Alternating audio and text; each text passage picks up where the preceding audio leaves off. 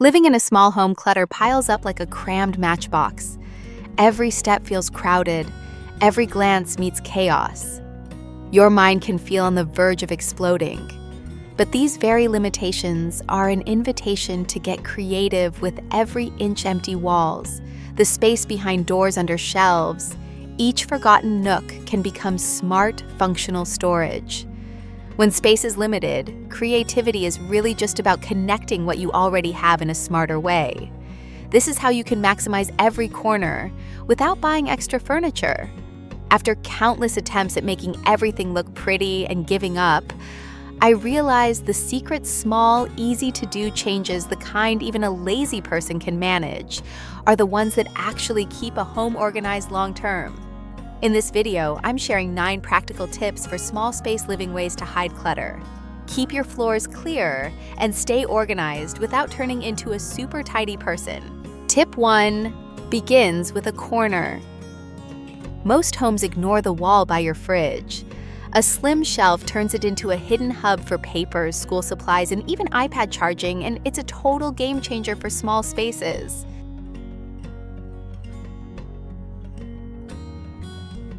Let's start this whole thing with one of my favorite small space tricks. It's simple, a little unexpected, and it begins with a wall you're probably ignoring. A messy dining table is usually just homeless papers looking for a landing spot. One slim shelf can finally give them a home. Small home, almost no storage. School papers, mail kids' workbooks and bags will roam everywhere, every table, every chair. It's not that your home is a lost cause. It's just that every flat surface gets buried, while the walls and the backs of doors sit there doing nothing. And that's why the easiest first step is this: grab the wall next to your fridge or the side of a cabinet and turn it into a hidden little command center.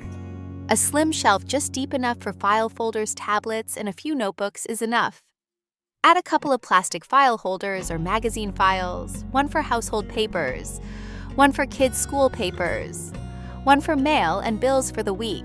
If you can add a small outlet in that spot, so iPads, phones, and power banks have a fixed parking space where they charge and stay put instead of drifting all over the house.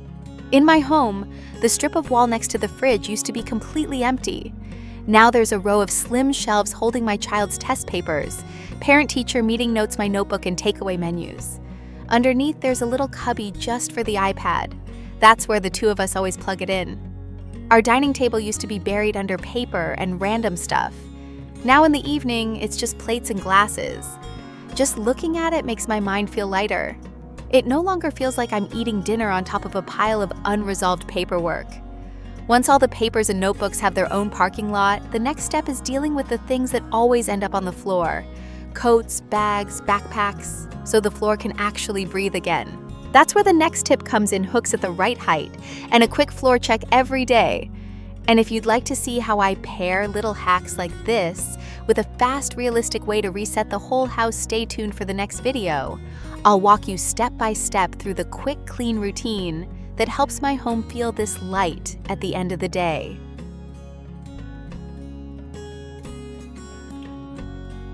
The next thing to fix is everything that keeps collapsing onto the floor.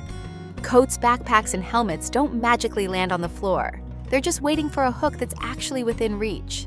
If you walk in the door and the first things you see are a backpack dumped by the entrance, a coat on the chair, a helmet on the floor, that's very normal. You tidy it all up once, and within a few days everything is back where it was, as if you never touched it. Most of the time the problem isn't no one cares, it's that putting things away is harder than dropping them on the floor. If you have to open a closet, move hangers, and shove things aside, your brain will pick the quickest option: drop it. The fix is to add hooks in the entryway and hallway, but put them at the right height for the person using them. Lower hooks for kids' backpacks and jackets. Higher hooks for adults' coats, work bags, helmets, umbrellas. Everything that's used daily should have one fixed spot as close as possible to where you naturally walk past. Bedroom doors, the side of a wardrobe, the back of a bathroom door. All make great hook locations. In my house, my child used to come home and drop the backpack exactly in the middle of the walkway. After we drilled 3 low hooks at kid height by the door, plus 1 hook for the helmet, everything changed. I don't have to nag "put your bag away" 10 times. I just point at the hook. At night when I walk past and see the floor clear, it feels very obviously better, like the house just got bigger by a little bit. To keep it going, I added a tiny habit I call a 5-minute floor check before bed. I walk one loop through 1 or 2 main areas, entryway, living room, and pick up anything that's lying on the floor and put it back where it belongs.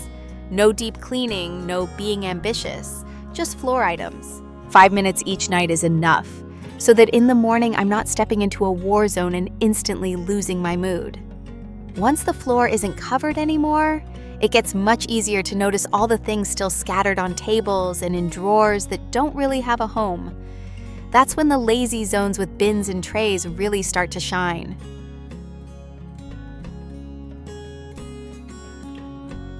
Now that the floor isn't screaming for attention, let's open the drawers and cupboards that explode every time you touch them.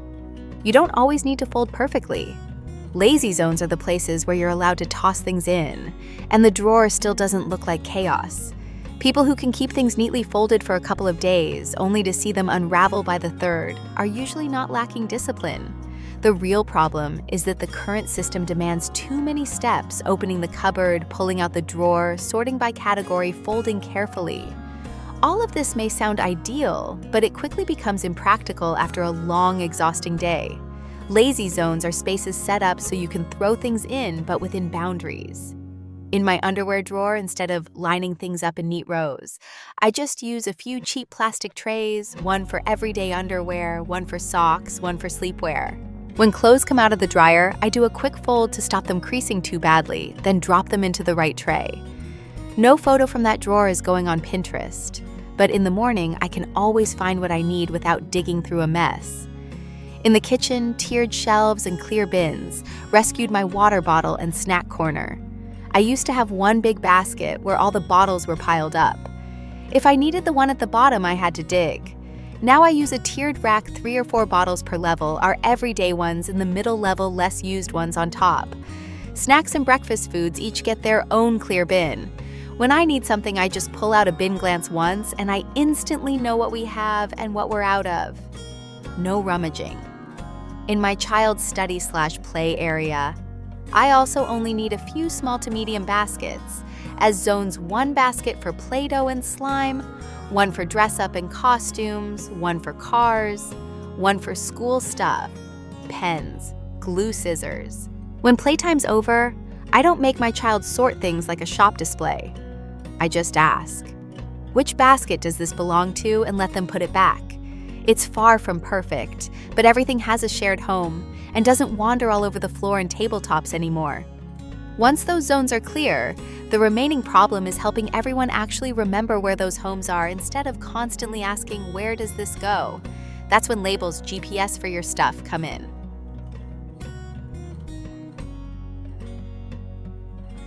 And this is where one of the simplest, most underrated tricks comes in giving every zone a name. A little piece of tape on a bin is like a GPS. It tells everything where home is, so nobody has to guess or keep asking. A lot of homes stay tidy for about 3 days after you organize. Then everything drifts back. The system itself might not be bad. The issue is that the system only exists in your head. Your partner and kids don't know the rules of the game. They guess a few times, get it wrong, get frustrated, and go back to the old way. Dump it on the nearest surface, shove it into the closest drawer. Labeling is the simplest way to make a system last longer than a weekend. It doesn't need to be pretty, and you don't need a fancy label maker. A strip of masking tape and a marker are enough. In the kitchen, I say things like everyday seasonings for the tray with salt, pepper, fish sauce, oil. Baking for flour, baking powder, parchment paper. Kids' snacks for the snack bin. In my child's study area, I've got homework current reads, craft supplies. For younger kids, words might not help much yet, so I add little drawings, a book symbol on the bookshelf, scissors on the craft bin, a car on the toy car basket. They see the picture and instantly know where things belong without asking. When my child asks, "Where does this go?" instead of answering, I point at the label and say, "What does this picture word say?" Over time, they remember on their own. The biggest change shows up with all the always missing items, like scissors, batteries, tape, and chargers. Before those things disappeared, and then mysteriously reappeared in random places. Now they have their own labeled basket. Every time someone finishes using a charger, I gently remind them, this thing's home is here, so next time we don't have to go on a treasure hunt. It sounds almost too simple, but after a while people really do start putting things back where they belong, and I don't have to act as the family's help desk all day. Once your systems actually have names, your eyes will start to feel calmer when you look at shelves and drawers. Everything has a place. And from there, it's a lot easier to move on to turning down the visual noise with lidded baskets and opaque bins in the most overwhelming spots.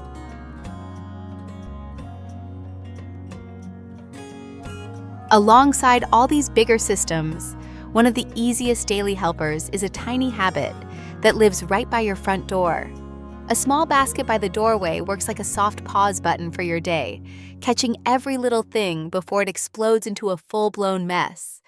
A simple open basket placed right where you enter the house can quietly change how your home feels at the end of a long day.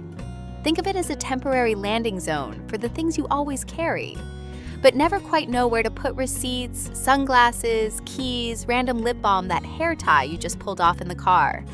Instead of scattering across the nearest surface, everything lands in one gentle, predictable place. This works because it cuts decision-making down to almost zero. You don't need to think, sort, or commit, just drop things in and keep moving. On the days when I come home exhausted, I literally step in, kick off my shoes, toss my keys, receipt, and hair tie into that basket, and walk away. No guilt. No, I'll put it in the right place later speech in my head. The basket becomes a quiet buffer until you're actually ready to put things away properly. And the beauty of it, it only takes 2 minutes to empty and reset when you have the energy.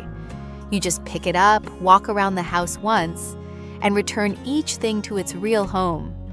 One small habit, one small container, and suddenly the whole entrance feels calmer instead of shouting at you. Now that your doorway has a soft landing strip, let's move to something even more powerful. The one habit in the kitchen that either keeps the whole room flowing or blocks everything up.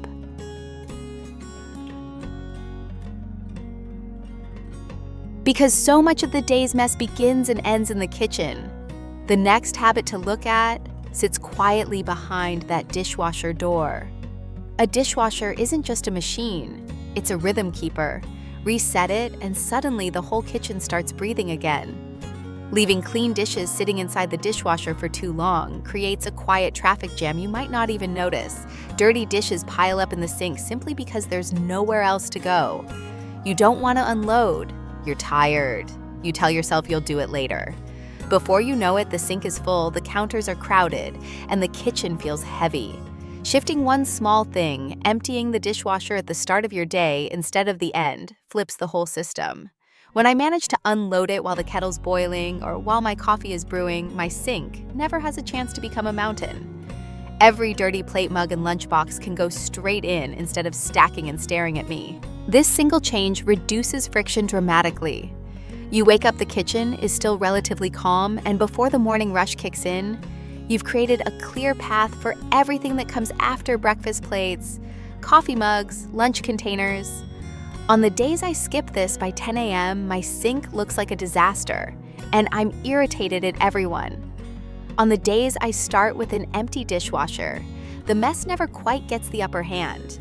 It's not about being perfect. It's about keeping things flowing so clutter doesn't snowball. When your kitchen has a simple rhythm like this, the rest of your home feels easier to maintain. And speaking of flow, there's one type of clutter that breaks it more than anything else: paper.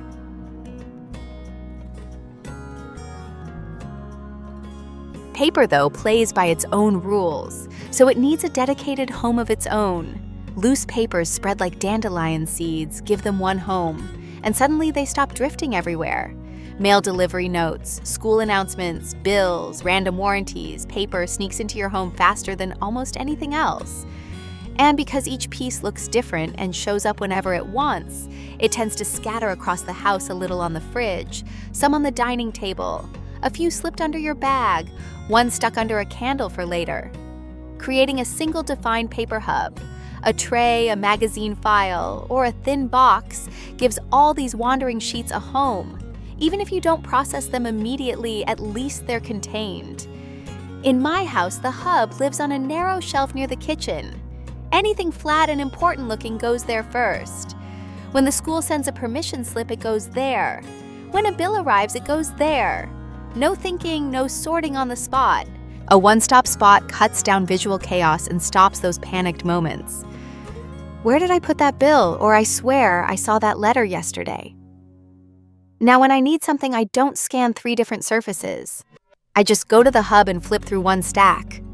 Once or twice a week, usually when I'm already sitting with a cup of tea and my brain isn't fried, I go through the pile more carefully. I recycle what we don't need, file what matters, and deal with anything urgent. No rushing, no guilt, just one calm session instead of 10 stressful searches. With paper under control, your home instantly feels quieter. And now that the static from paper has calmed down, we can look at the tool that helps you keep all the other areas under control, a simple cleaning caddy.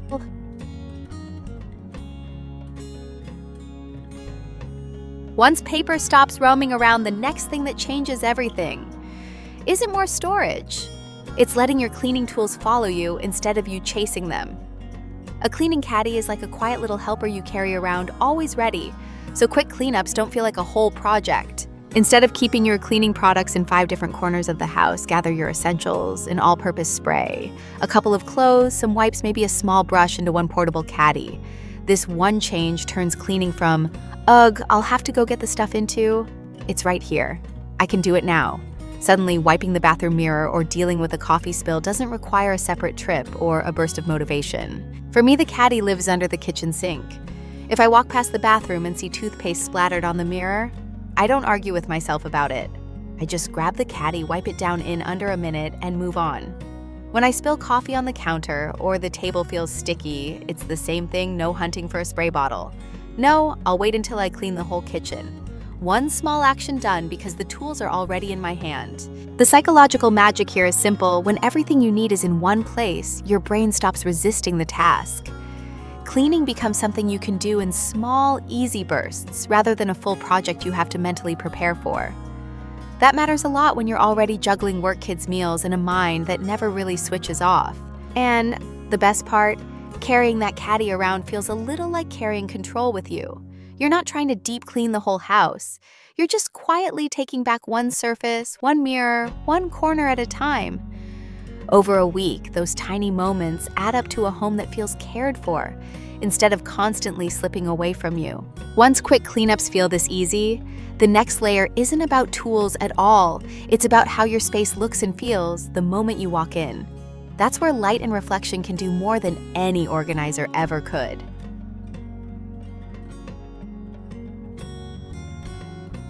And finally, here's a tip I love, because it doesn't touch your stuff at all, but completely changes how your home feels around you. Light has a quiet kind of magic. The right glow can make even the tiniest room feel like it has room to breathe. Sometimes a room doesn't feel heavy because of the stuff in it, but because of the way it's lit. You can't always make a room bigger, but you can make it feel less cramped just by changing how you use light and reflection. Small spaces often have one harsh ceiling light and a lot of dark corners.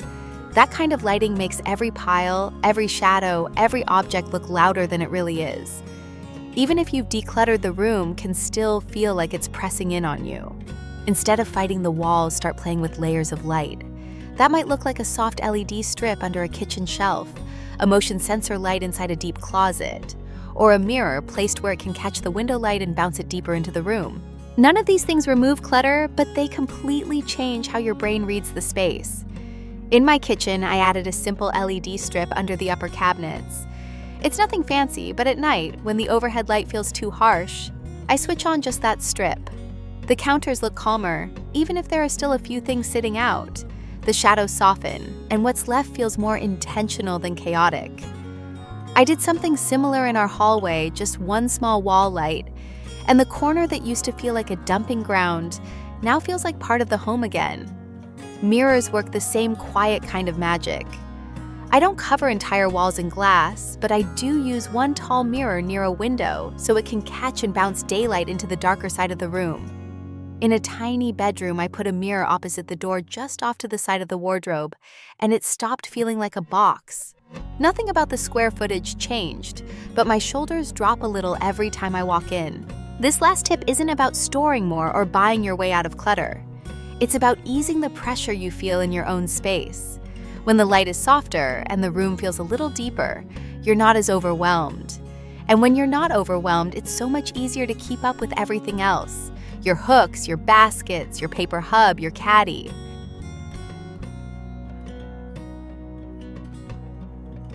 We've just explored a handful of tiny shifts that can lift the weight off your home and your mind.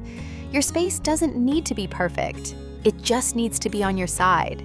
Even one shelf, one hook, or one small habit is already a start. When life feels busy, your brain full, and your energy low, focus on the idea that feels easiest and give yourself permission to try just that. That small step is enough. If you want a companion to these gentle, slow changes, I've got another video where I guide you through my quick clean reset, the exact routine I use when I need the house to feel calm or fast without spending all day scrubbing or tidying. And if even one moment in this video made your home feel lighter, hit like or subscribe, not because you should, but so I know which little tricks truly help you breathe easier in your own space. Little changes one at a time. And suddenly your home starts working for you instead of against you.